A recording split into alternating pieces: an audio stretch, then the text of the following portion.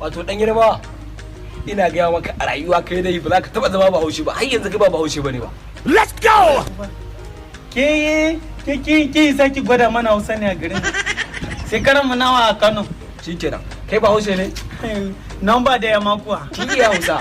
Mun yi Hausa. To ya sunan duniya da Hausa? Duniya? A duniya inda mutane suna siki mana duniya mana. Lalle ka iya Hausa. To ya sunan TV da Hausa? TV.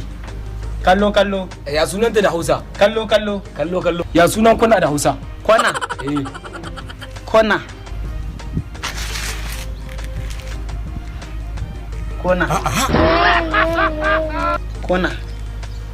An yi haka. Kona mana. Shi ne sunanta da Hausa? Ba ga miki da ke raina mana hankali ne. Sai ba gara bane kai. Ana yi haka.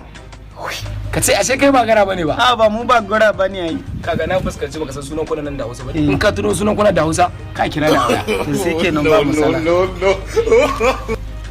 Bara mu yi tunani.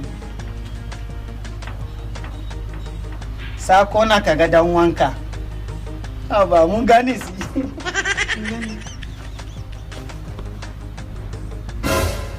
Na jiwu ne mun sa wayan. Bara mu kira ki mu gaya miki kona. Sako na kaga dan wanka. Kai.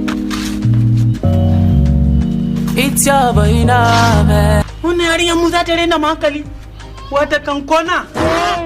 Da muka yi haka muka yi kona muka kalli nan. Shine ita ma sai ta yi kona ta kalli san. Ta wuce mana da waya.